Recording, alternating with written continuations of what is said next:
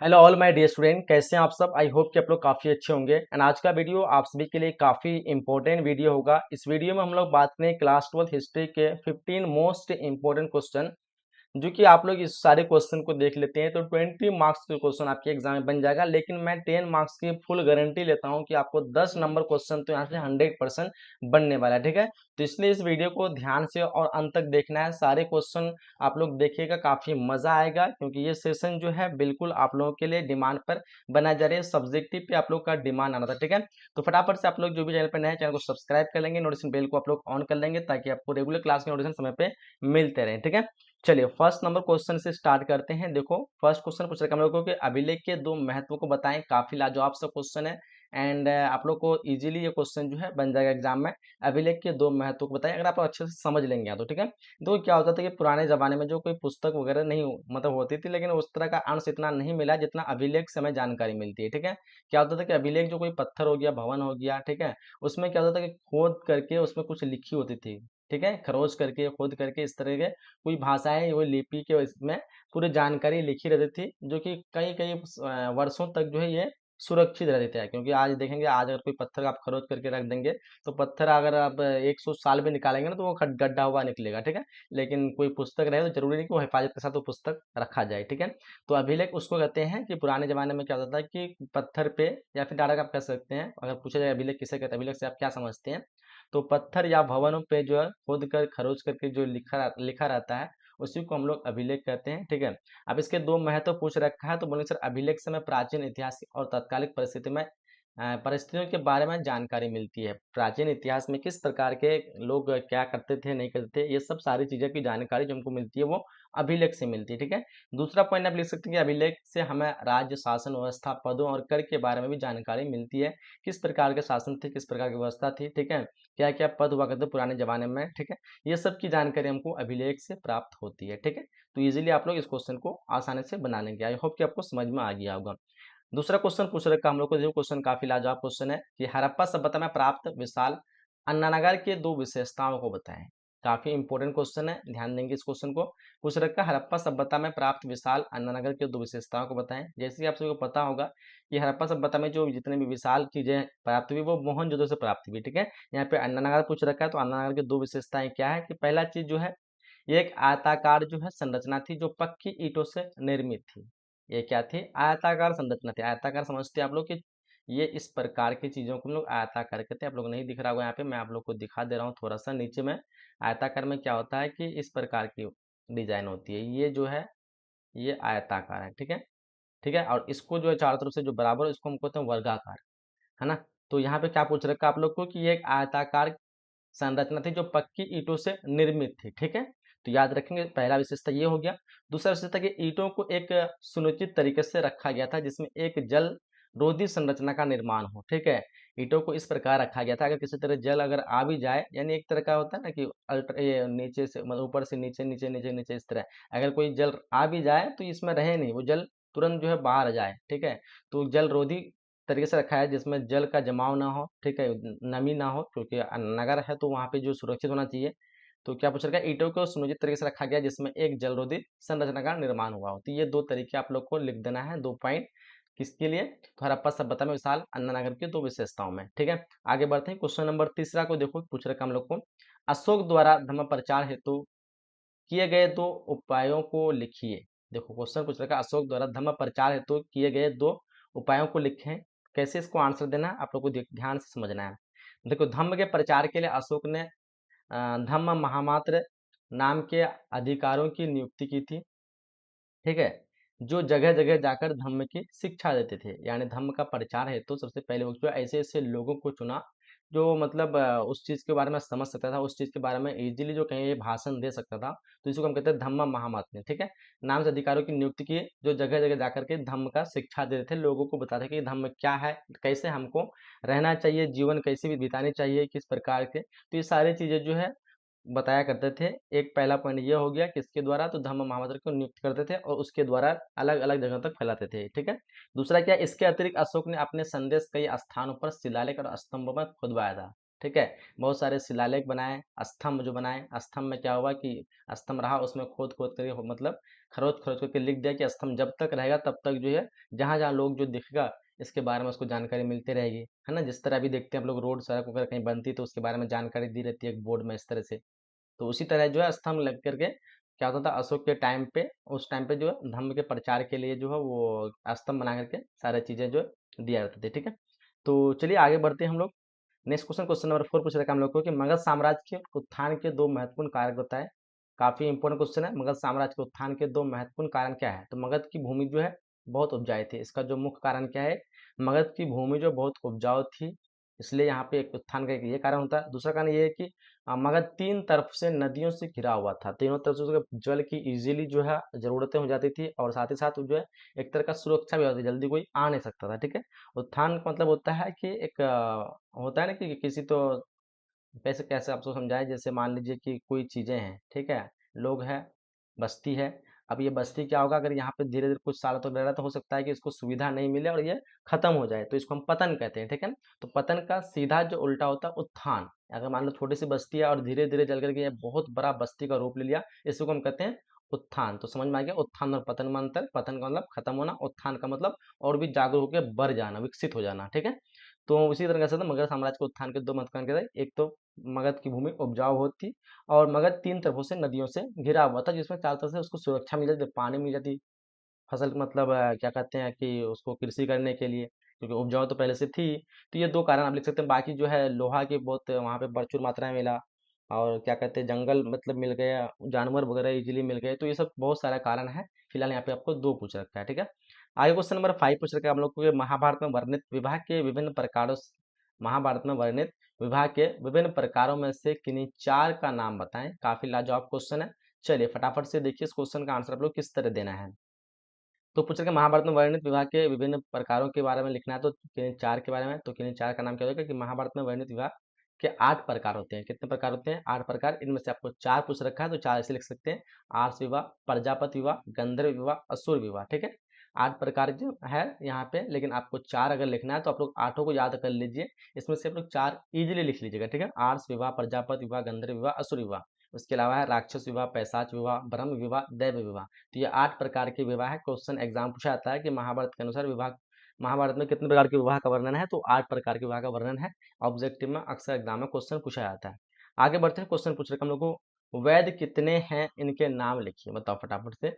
वैद के बारे में पूछ रखा, वैद कितने हैं, इनके नाम लिखे। तो डेफिनेटली को पता होना चाहिए कि वैद जो है वो चार है। कितने वेद हैं? तो वेद कितने हैं? चार है। नंबर एक ऋग्वेद, यजुर्वेद, सामवेद, अर्थवेद। याद रहेगा। तो रह कितने हैं? वेद कितने हैं? चार है। एग्जाम में ऑब्जेक्टिव में आपको क्वेश्चन पूछा था कि वेदों के कितने प्रकार होते हैं, तो चार होते हैं, ठीक है। इन चारों वेदों को समूह के रूप में चतुर्थ वेद के रूप में जाना जाता है। इन चारों वेद को समूह को हम क्या कहते हैं? चतुर्थ वेद कहते हैं, याद रखिएगा। आगे बढ़ते क्वेश्चन नंबर 7 को देखिए। क्वेश्चन 7 क्या पूछ रखा हम लोग को कि मुगल कालीन चार सिक्कों के नाम बताएं। काफी लाजवाब क्वेश्चन है। मुगल कालीन के चार सिक्के से बताएं जो उस समय बहुत प्रचलित हुआ करता था, ठीक है। तो मुगल कालीन के काल में प्रचलित चार सिक्के ये थे, क्या क्या थे? तो नंबर एक सोने की मोहर है। ये हम लोग जो चलाते हैं उसका सिक्का नहीं, 1 रुपया 2 रुपया। सोने के मोहर से जो है उसकी जो है कीमत बहुत ज्यादा होती है। उसके बाद चांदी का रुपया होता था, उससे कम होता था। तांबा के दाम इसके और भी कम होता है। फिर अशरफी मोहर है। तो इस तरह की जो चार प्रचलित जो है सिक्के का इस्तेमाल करते हैं लोग कोई सामान को खरीदने में, किसी को देने में। इस तरह करके ये जो है चार प्रकार के सिक्के आप लोग को यहाँ पे याद रख लेना है। सोने की मोहर, चांदी के रुपया, तांबे के दाम, अशरफी यानी मोहर। तो ये आप लोग इजीली, आई होप कि आप लोग को याद हो गया होगा, है ना। तो चलिए हम लोग फिर अगले नेक्स्ट क्वेश्चन की तरफ बढ़ते हैं। अगला क्वेश्चन कह रहा है हम लोग को फतेहपुर सीकरी में बुलंद दरवाजा क्यों और किसने बनवाया था? काफी इंपॉर्टेंट क्वेश्चन है। पहला क्वेश्चन है क्यों बनवाया था और किसने बनवाया था। देखो क्या हो जाएगा आंसर कि फतेहपुर सीकरी में बुलंद दरवाजा का निर्माण मुगल सम्राट अकबर ने 1575 में करवाया था। किसने करवाया था पूछा जाएगा, किसने बनवाया था। तो उन्हें फतेहपुर सीकरी में बुलंद दरवाजा का निर्माण मुगल सम्राट अकबर ने बनाया था। कब बनाया था? तो 1575 में। ये गुजरात पर अपनी जीत के उपलक्ष्य में बनाया था। बोले आप क्यों यहाँ क्वेश्चन जो पूछा उसके लिए आपको क्या बताना है? क्योंकि जो है अकबर ने गुजरात में विजय प्राप्त की थी, अपना जीत हुई थी, उसी जीत की खुशी में क्या बनाया था? तो बुलंद दरवाजा बनाया था, ठीक है। इसमें क्या है कि यह जामा मस्जिद का मुख्य प्रवेश द्वार है। ये क्या है? जामा मस्जिद का मुख्य प्रवेश द्वार है। इसकी एक खूबी यह है कि बुलंद दरवाजा दुनिया का सबसे ऊंचा प्रवेश द्वार है। क्या है ये बुलंद दरवाजा? दुनिया का सबसे ऊंचा प्रवेश द्वार है, इसे बनाने में करीब 12 साल का समय लगा। इतनी सारी चीजें आप लोग को याद होना चाहिए। पूछ रहा है फतेहपुर सीकरी में बुलंद दरवाजा क्यों और किसने बनाया था, तो क्यों बनाया था क्योंकि गुजरात में विजय प्राप्त किया था अकबर ने। किसने बनाया था, तो आपका हो जाएगा अकबर। कब बनाया था, 975। ये क्या है इसका, तो ये जामा मस्जिद का मुख्य प्रवेश द्वार है। बुलंद दरवाजा दुनिया का सबसे ऊंचा प्रवेश द्वार है, इसे बनाने में 12 वर्ष का समय लगा। ठीक है, तो इतनी सारी चीजें आप लोग को याद होना चाहिए। चलिए क्वेश्चन नंबर 9 को देखते हैं। काफी बार ऑब्जेक्टिव में आप लोग क्वेश्चन देख रखा होगा, सिजदा जमी बोस में क्या अंतर है, देखे होंगे आप लोग। तो अकबर के काल में कुछ प्रथाएं थी, जो लोग जो है उस चीज को फॉलो करते थे। सिजदा और जमी बोस के बारे में अंतर पूछ रखा है, तो डेफिनेटली आपको पता होना चाहिए। काफी इजी सा क्वेश्चन ये। सिजदा और जमी बोस दोनों फारसी प्रथाएं हैं। कौन सी ये प्रथाएं हैं, ये फारसी प्रथाएं। सिजदा का मतलब क्या होता है कि सिजदा में लोग घुटने टेकते हैं। क्या करते हैं, वो घुटने टेकते हैं और सुल्तान को नमस्कार करने के लिए अपना सिर जमीन पे रखते हैं। ठीक है, क्या होता है कि उसका जो घुटना होता है, ये घुटना टेक करके ये क्या होता है, अपना सिर को जो है अपना क्या कहते हैं, ये दिखा दे रहा हूं आपको, अपना अपने सिर को जो है वो नीचे इसके ऊपर जो है झुकाते हैं। मतलब ऐसे मैं बना दिया आप लोग को, ऐसा तो सिर होता नहीं है। क्या करता है, घुटने टेक के अपने सिर को जो है नीचे की ओर, जो इसके जो भी राजा वगैरह होते हैं उसके नीचे जो है वो झुकाया करते थे सिर। ठीक है, दिख रहा है आप लोग को, देख लीजिए एक बार।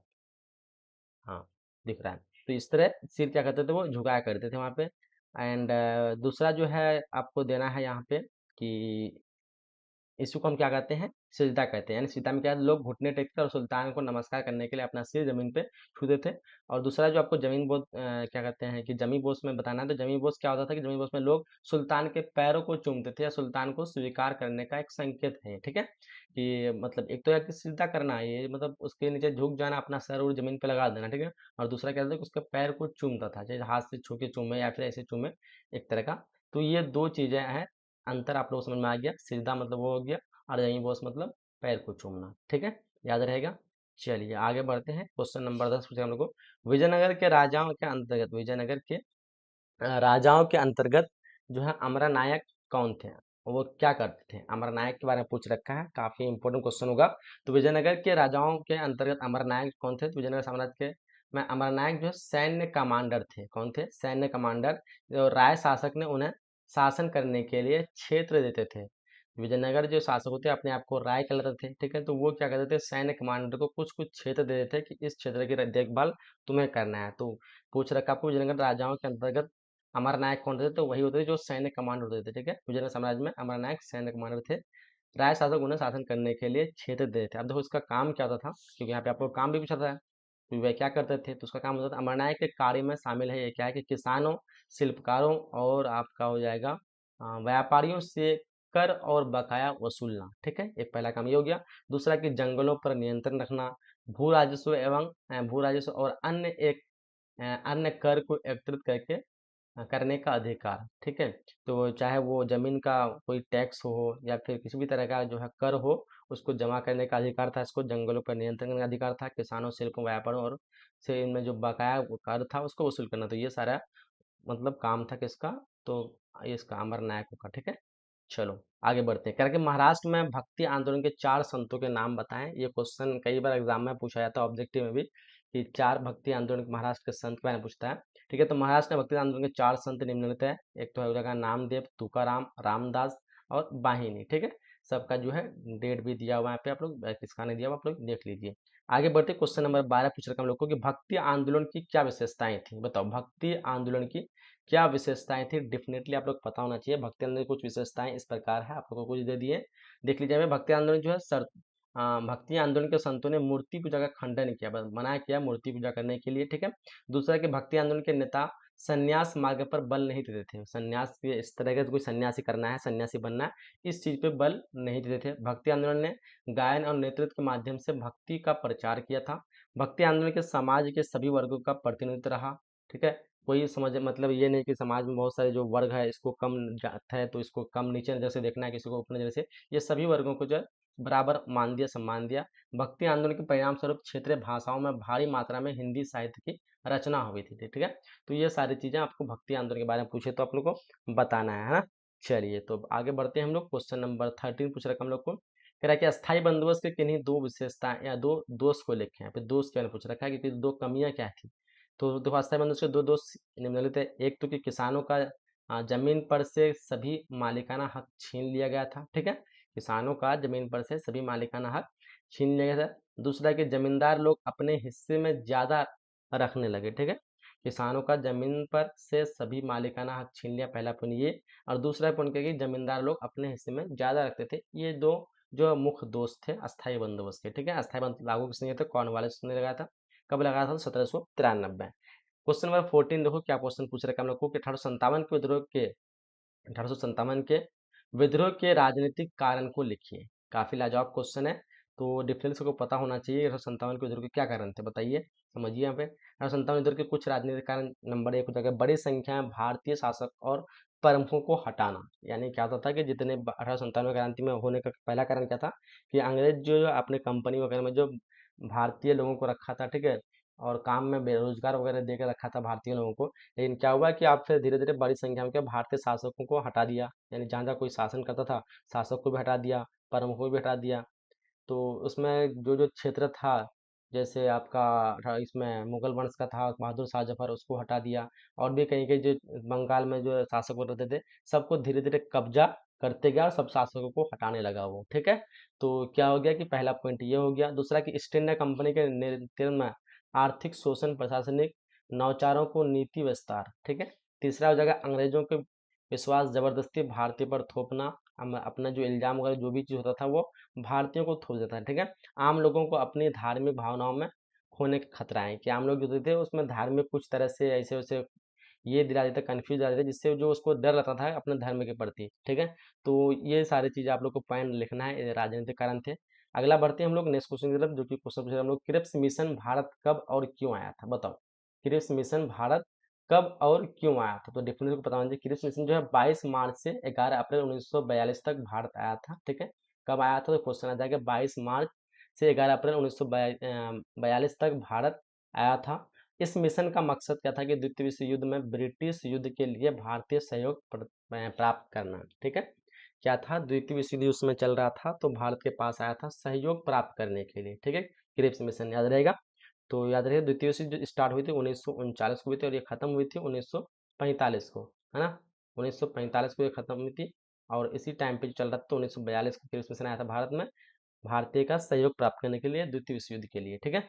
तो ये था मेन क्रिप्स मिशन भारत आने का, ठीक है। तो हम लोगों ने यहाँ पे टॉप 15 क्वेश्चन कंप्लीट कर चुके हैं। आई होप कि ये वीडियो आप लोग काफ़ी पसंद आएगा और आप सभी से रिक्वेस्ट वीडियो को लाइक कर दिए जो भी लाइक नहीं किए हैं। और आप सभी के लिए मैंने एग्जाम बूस्टर कोर्स बनाया है, आप लोग जल्दी से जल्दी इस कोर्स को परचेज कर लीजिए। 25 दिन में आप लोग इसको कंप्लीट कर सकते हैं, ठीक है। इसके लिए आप लोग इस नंबर पे कॉल कीजिए 8210775306, ठीक है। इस नंबर पे आप लोग कॉल कर लीजिए या फिर बिहार बोर्ड एजुकेशन एप्लीकेशन को आप लोग डाउनलोड कर लीजिएगा। एग्जाम बूस्टर कोर्स है जो कि मात्र 250 रुपये यानी 249 रुपये आपको ऑफर में मिल रहा है अभी, ठीक है। टोटल आर्ट्स के सभी सब्जेक्ट, 6 सब्जेक्ट लगभग का हम लोग को जो है कंप्लीट आपको जो है क्वेश्चन आंसर दे देंगे वहाँ पे, सब्जेक्टिव ऑब्जेक्टिव, ठीक है। तो सारे क्वेश्चन टोटल सब्जेक्ट का मिल जाएगा और ये वही क्वेश्चन है सिर्फ जो एग्जाम में आपका आने वाला है, ठीक है। तो उसके लिए आप लोग इस कोर्स को आप लोग परचेज कर लीजिए जितना जल्दी हो सके, ठीक है। तो चलिए हम लोग इस वीडियो को एंड करते हैं, तक मिलेंगे अगली क्लास में अगली वीडियो में। जब तक के लिए जय हिंद, जय भारत, थैंक्स फॉर वॉचिंग।